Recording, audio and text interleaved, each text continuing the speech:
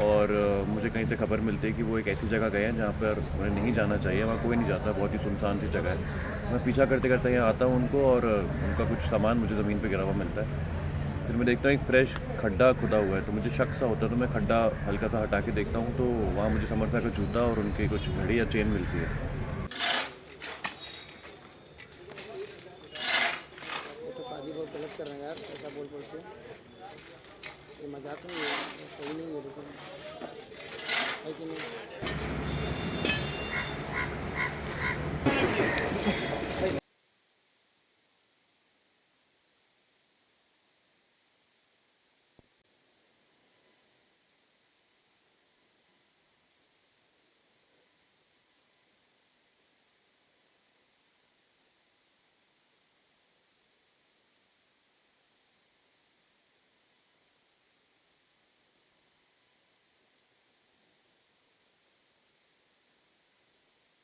आप अपने भाई तो को हुआ ये है कि समरसा गायब हो गए हैं और रसाल बहुत परेशान है, तो मैं समरसा को ढूंढने निकलता हूँ, और मुझे कहीं से खबर मिलती है कि वो एक ऐसी जगह गए हैं जहाँ पर उन्हें नहीं जाना चाहिए, वहाँ कोई नहीं जाता, बहुत ही सुनसान सी जगह है। मैं पीछा करते करते यहाँ आता हूँ उनको, और उनका कुछ सामान मुझे ज़मीन पे गिरा हुआ मिलता है।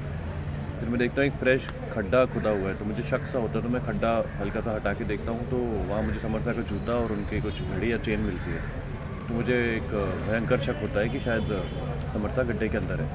तो मैं पूरा गड्ढा खोदते उनको फाइंड आउट करता हूँ कि वो एक्चुअली वहीं गड्ढे में खुदे हुए हैं, एंड आखिरी सांसें अपनी गिन रहे हैं, और बस निक ऑफ टाइम पहुँच के उनको बाहर निकालता हूँ। सस्पेंस यही कि एक नालायक बेटे को मैं दफन कर रही थी, दूसरा शातिर बेटे ने उसको बचा लिया। क्या है, मेरा प्लान फेल हो गया, और क्या बताऊँ मैं। क्यों ऐसा ऐसा आपको क्यों करना पड़ा? ये ऐसे ही बेटे हैं मेरे जो मेरा प्लान फ्लॉप करते रहते हैं, क्या करूँ। ये काला ड्रेस का क्या? वैसे तो वो चाहते हैं कि मैं थोड़ी डरावनी लगूं, काले कपड़े पहन के, काले लिपस्टिक पहन के। आप लोग डर रहे हो मुझसे? नहीं, काफी स्मार्ट लग रही हो। बहुत उल्टा लुक अच्छा दिख रहा है आपका। Thank you. इरशाद इरशाद इरशाद।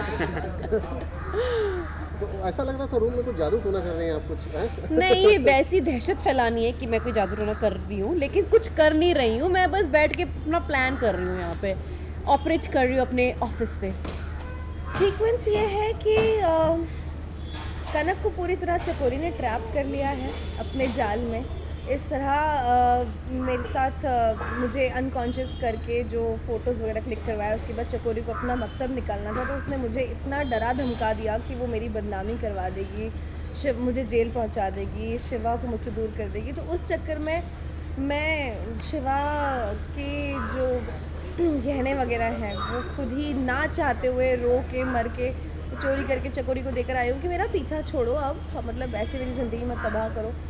पर उस बीच मेरे और शिवा के बीच में काफ़ी प्रॉब्लम्स हो गई, और चकोरी पूरी कोशिश कर रही है कि मैं और वो दूर हो जाए, और पता नहीं वो ऐसा क्यों कोशिश कर रही हैं, क्योंकि वो कहीं कैसे कुछ भी करके शिवा को खुश नहीं देखना चाहती। और उसे पता है कि शिवा की अगर लव लाइफ में मैरिज लाइफ में प्रॉब्लम्स होंगी तो वो खुश नहीं होगा, उसकी बहन को भी प्रॉब्लम्स होगी तब भी वो खुश नहीं होगा। बट मोस्टली जो है चकोरी मुझे ही टारगेट करती रहती है। तो जैसे कि आप जानते हैं, रसाल ने शपथ ली है कि वो अब तभी कुछ खाएगी जब उसका पति कुछ कमा के आएगा, यानी कि समर्था जब कुछ कमा के आएंगे।